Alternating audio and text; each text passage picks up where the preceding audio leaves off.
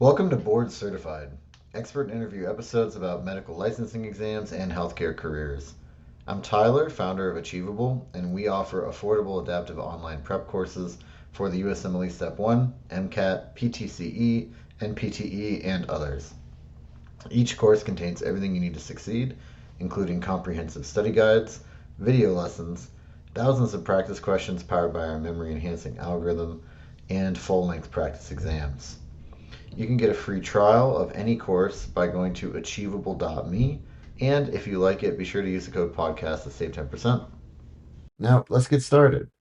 Today, we've got Abhiraj Yadav with us today, and I'd love if you can introduce yourself. Hi everyone, I am Abhiraj Yadav. I am an international medical graduate. I have completed my USMLE Step 1, Step 2 CK, OET, and I have been mentoring and helping students worldwide in this USMLE journey. And I'm very happy to be here and share whatever I have to talk about with you all. Thank you, Tyler, for inviting me.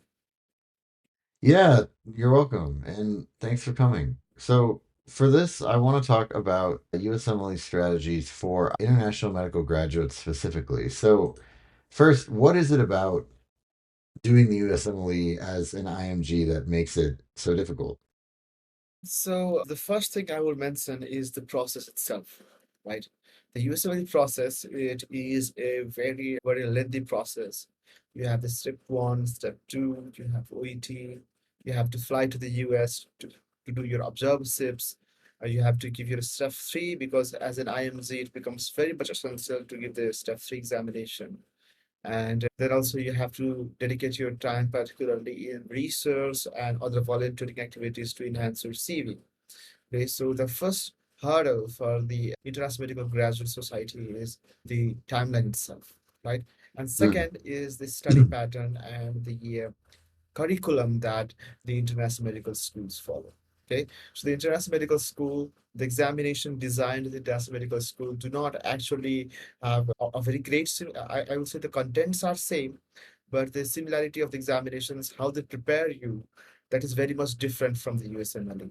So for someone who comes from Asia, who comes from the Middle East, the examination format, the question format can be entirely different for them, right? So it is like entering into a whole world outside your medical school, right? And these two things are the main hurdles, what makes USMLE very difficult for the international medical.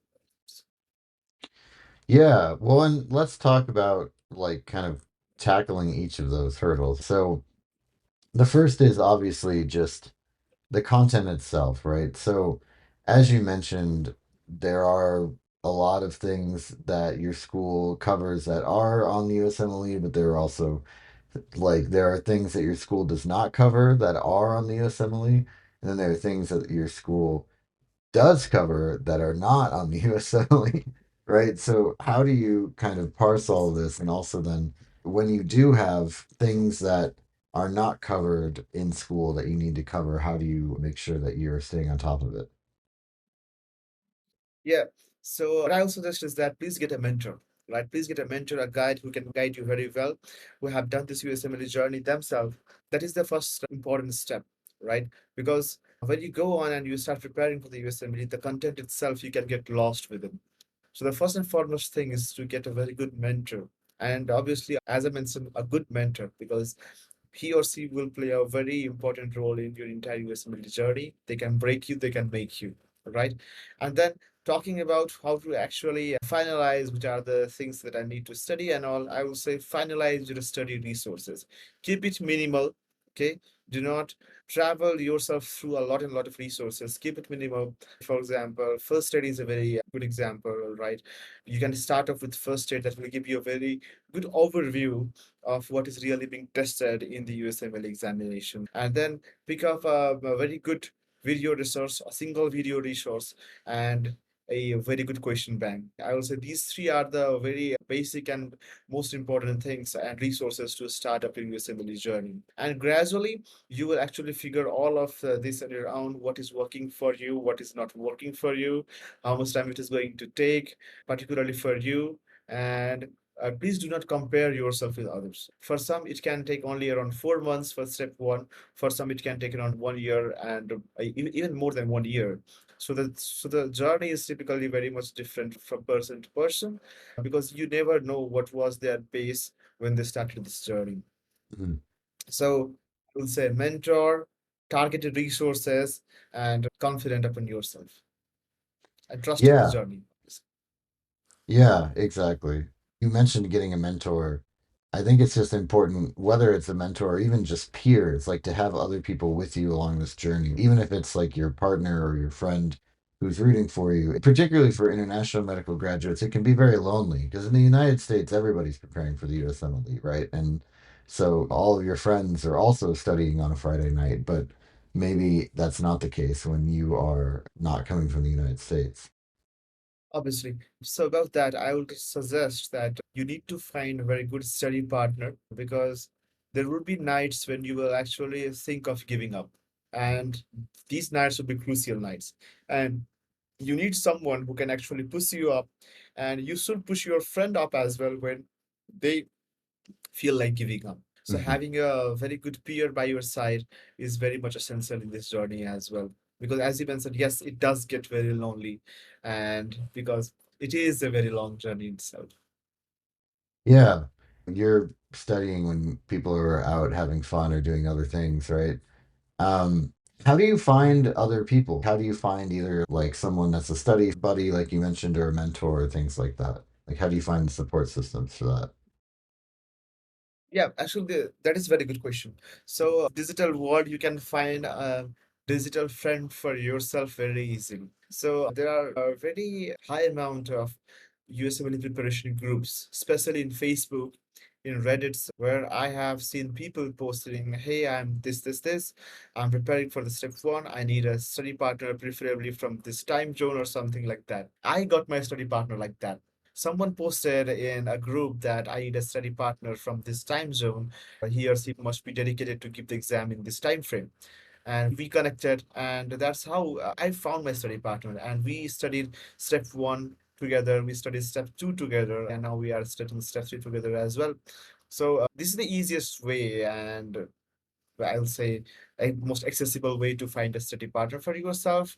Finding a mentor, I'll say the easiest way is to make up a LinkedIn account. There are a lot of USMLE mentors that are available on LinkedIn. Okay, I myself is available on LinkedIn. You can easily find me up, and there are a lot like me who are very much ready and happy to help students. Okay, to mentor students or whatever power or resources they have in that Mm. limit.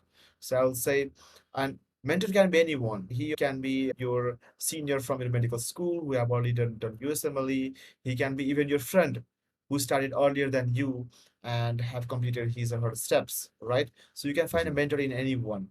But I'll say choose your mentor very much wisely. Yeah, so talk to me more about that. When I think of finding a mentor on LinkedIn, I'm assuming is that something that you're paying for, or is that something more that's like there are people that are just generously offering this? And then you mentioned like how do you find the right one? Yeah. So about that, there are a lot of people who actually charge for mentorship opportunities, but at the same time, there are a lot of people who voluntarily, out of their heart, help students out. I had no one. I had no mentor. So whatever I learned from was from the YouTube videos that the people have put forward through. And whatever I gather information from filling up the ECFMZ form to examination application form to looking out for resources and all, each and every information I got was from YouTube. And since I went through that journey myself, when I completed my step one, I thought that now this has become a responsibility, at least for me, that I give back to the community. And then I Mhm. started my own YouTube channel where I at least posted things which I knew about all of this. So, as there are people who are out there charging for mentorship and all, and there are people taking their mentorship as well. But at the same time, there are people who are generously helping people free of cost. You can find them easily. It might take some time, but you can find them easily. And when I say choosing a very good mentor, it means that you should not actually blindly follow someone whom you don't know. Because they might get you stranded in the middle of nowhere. Your best mentor can be someone who you actually know, not only his studies, his education and all, but also personally, how good of a person he is, how good of a motivating person he is, how good of a positive person he is. So I'll say these two things to actually go to the digital platforms and as well as looking for people around you actually will help you find a mentor openly. But again, I would like to mention, even if you don't find one, please do not dishearten yourself because I didn't have it. Yeah. My last thing, I don't want to just like keep harping on this topic, but you mentioned that it's Yeah. easy to find these people. Can you give some advice for someone who doesn't know where to start on like how to find these people on LinkedIn? Yeah. So on LinkedIn, when you make up a LinkedIn account and you start connecting with people who are in this USMLE space, ultimately they will appear on your page, on your feed form and all. And another thing is that you can just go on the search button and you can just use keywords like USMLE mentor, mentorship, USMLE support groups. You can just use some keywords and you can actually find some awesome individuals out there. Try to connect with them, try to talk with them, show up them your problems and what you are looking for very openly, be very direct, but at the same time be very much professional, be honest what you are looking for. And if they tell you that this is not something they are into, no problem, move forward. In this journey, be used to rejections, right? Because when you will be looking for observerships, you might send 100 of emails, 90 of them won't reply, 10 of them will reply telling that they cannot offer you an observership. So I think this will be a warm up for you to actually prepare yourself for those days. But at the same time, I will tell that please just start by LinkedIn, use some keywords, find out people, connect with them, text them, and you can also go through some support groups in Facebook. Right, post up that you are looking for some mentor who can please guide me, or you can just text themselves who are actually posting some advice and some materials openly on these platforms. I think that that will be the best way to look out for mentors. Great. Yeah, and then you mentioned if you can't find a mentor, it'll be okay because you didn't have a mentor, right? So what did you do when you didn't have a mentor? Did you have peers that you were using to keep each other accountable, or how did you handle that? Yeah. So in the initial days of my journey, I had no one. I did not even have a study partner. I didn't have a peer by my side. So as I mentioned you, I went through the YouTube channels, the YouTube videos that were there. But yeah, I need to be honest, not everything is available in YouTube. So not having a mentor actually significantly impacted my study timeline. I had to prepare a very great amount of time for my step one. I think that if I had someone who could guide me very well, the study time could have shortened up because in the initial 2 to 3 months, I had no idea what resources to stick into. And I will tell you, I actually tried around 8 to 9 video resources and choose one or two at the end. I tried a lot of question banks as well just to choose one at the end. If I had someone who can directly tell me that, hey, you won't have to go through all of this, just choose this resources and fill up an examination form like this, then it might have shortened my preparation time and journey altogether. So I learned all of this from mistakes. I did continuous mistakes. And then I learned from those mistakes. Even while filling up the notary form, the registration forms of ECFMG, the initial identification forms, I did do some mistakes as well in the form filling process. And it was lengthy for me in comparison to other people because they had someone who would fill their forms, guide them on how to fill these forms, to actually accurately fill them out. So I'll say this is how I managed. I did mistakes and I learned from those mistakes. Yeah, and it's hard enough as an American student going through this, and you're going to make mistakes there, but at least everybody is kind of with you on the journey. The hardest part is that a lot of times you're one of a couple of students that are doing it in your school or your class. How do you find those other people, maybe? That's another potential avenue. How do you figure out who else is potentially trying to take the USMLE in your class? Is that something that's openly talked about, or is that more like you have to kind of do some digging? So I'll say it is not very oftenly talked about. Generally, students do not openly tell in the international medical schools that they are going to do the USMLEs and all. And that is a very bad stigma that is around. They think that what if I openly talk to people on my social media, or if what if I openly talk to my friends around, and at the end, what if I fail? They will all laugh at me. They will just tell that, ha ha, you are doing something that you are not supposed to do. Just stick to your home country residency and all, right? And this fear, this psychological fear that is there, is actually something that we need to talk about.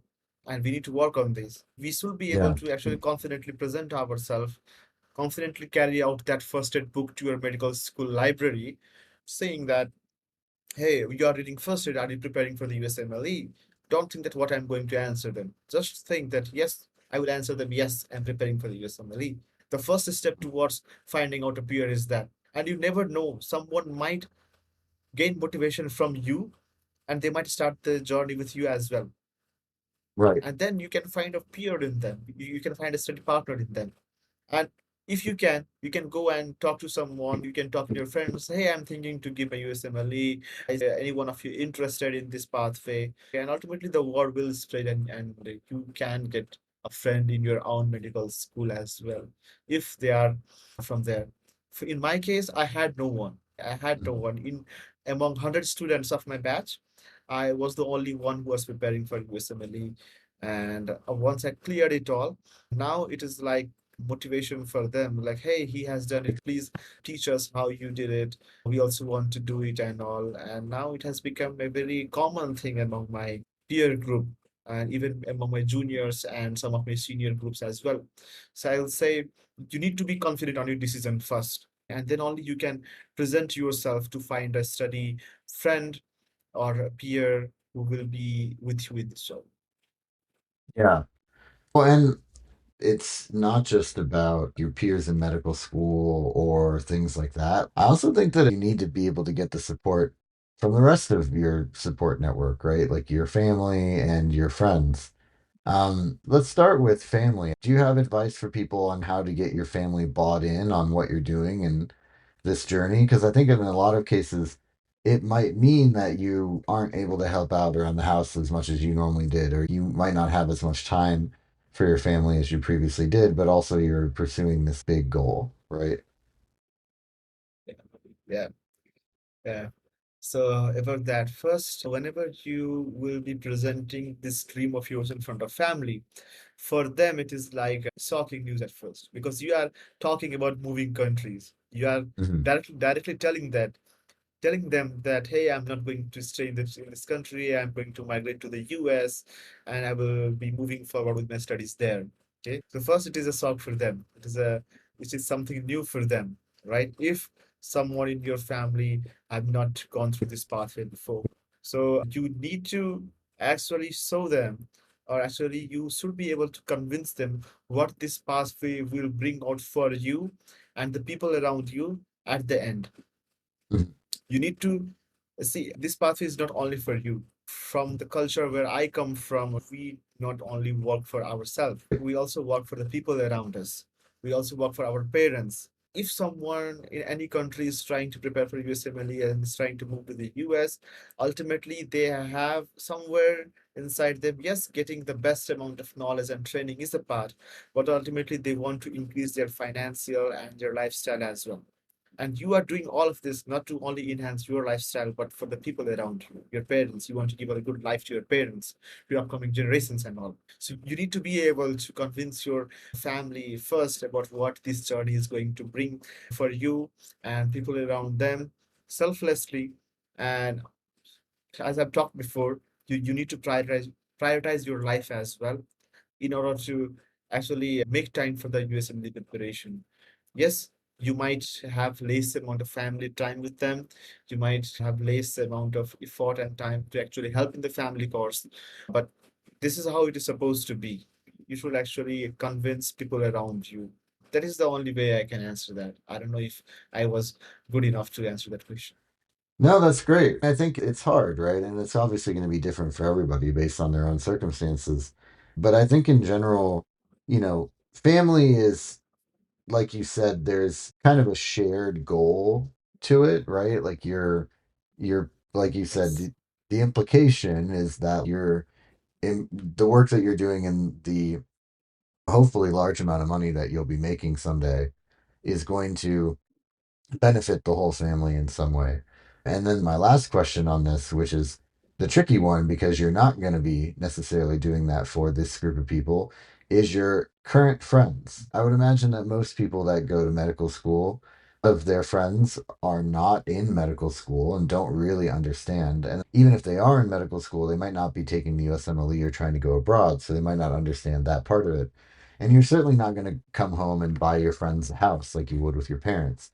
So I'm curious how you navigate that part of it. I think certainly it can be a challenge for people if your friends are people that you usually party with and you can't party anymore or things like that. Yeah, so when I was preparing for my exams and all, I actually became homebound. I only used to go to lectures and then I used to come home. I would lock my room, sit down and study and all. Right. Before that, I was very outgoing person with my friends, always in mood, always playing and all outside. But when I started preparing this all, I started to take all of this seriously and actually locking myself in the room. Initially, it was very strange for them. They will try to reach out, hey, what we are doing, why are you not coming up with us? And I'm like, hey, nothing much. I'm just trying to study here and there. I'm just trying to get my life in place. There is something going on, so not. So you can actually make up anything if you are actually very much, I would say, not open to discuss, not open to tell them what you are doing and all. What had happened with me is that initially I reached out to my friends talking out that, hey, I'm thinking to give up USMLE. There is this examination, everything this is all about. I figured out, you would this be something you think is interested upon? And it's like, hey, what you are talking about, this is not something that we do during medical school. I will think about it once I graduate and all. There were a few people who started with me, but they could not keep up and they ultimately vanished out. So ultimately, after a few days of my preparation with them, I was alone. I was all by myself. And then I came to realize that my mindset and the goal that I have is not going to align well with my peers who are around me. And ultimately, I tried to actually separate this part of my life with them. It's not like I completely wrapped out all of them. It's not like that. But I actually have prioritized myself and my studies and my timeline and ultimately, when I did it, when I passed my step one before my third year final examinations, it was like something that was a very celebrity moment for people around me. Right. And since then, and since from there to here, still there are people who, like, whenever I sit and talk, they're like, hey, how did you do it? How can we do it? And all. And it's like, hey, you can do it like this, like how I did it. So I will say, yes, your mindset might not match with people around you, but I would say that that does not really matter. Like you need to be focused on your goals, and at the end, eventually everything will work out. So please trust yourself and your journey more than anything else in life. And unfortunately, I don't know, there's no real kind of nice way to say this. Like sometimes in order to do this new life, like you're not going to be able to bring everybody with you, especially if Yes, you are going to move to the United States, right? To go for that part of your job. It's going to be tough, but hopefully you have some best friends or some people that understand what you're doing and can support you. obviously. And while you are navigating this journey, trust me, you will be meeting some of the beautiful human beings in your life who will actually understand you. And they are in the same journey. They will understand you, your hurdles. They will share their hurdles. And you guys will actually bond very well. So do not think that Mm. you will be all alone at the end. You will have people around you, very good people around you, who will actually share their success and your success all together. Yeah, fantastic. And then any other things that you want to talk about today, just related to sort of building a support system and kind of having that social support as you're studying for the USMLE? Yeah, I'll say please try to be true to yourself first. Please do not try to pull down anyone, or please do not try to mark up anything about anyone. Please try to be true to yourself everything will be by your side. Please try to share whatever you have learned about this thing, about this journey. Put yourself in other people's hands, and because someone might be having some problem, they might not be talking about it openly. And if you have gone through all of this, go beside them, tap their shoulders, and tell them we are all in this together. And trust me, you cannot do this alone. You need a support system by your side, because I have mentioned earlier, there will be nights in this journey, because this is not a one thing journey. It is not like you pass an exam and then you go into residence. No, it is not like that. As I look behind my journey, I can honestly say that the easiest part of USMLE is sitting for the exams, the studying and sitting for the exams. The real hurdle of USMLE journey starts after the exams, because now you have to look for the visa issues, now you have to look for the observerships, now you have to apply for the programs. Then you will realize exam was the easiest part. And trust me, there Hmm. will be nights where you will feel like giving up, where you will feel like giving up. And in those nights, you need your support system by your side. If not, it is certain enough that you will leave this journey, because USMLE will break you. It is meant to break you. That's how it is designed to be. Hmm. They only want the best of the Well, best. yeah, and it's really hard, right? And it's like that thing we mentioned earlier where if everyone could do it, then it wouldn't really be that special. Absolutely. But that's part of the reason why Yeah. it's so challenging, but also so rewarding on the other side. Yeah. Great. Well, thank you so much. This has been Board Certified, hosted by Tyler from Achievable with Abhiraj Yadav. And Achievable has great online courses for the USMLE Step 1, MCAT, PTCE, and NPTE. You can try them out for free at achievable.me.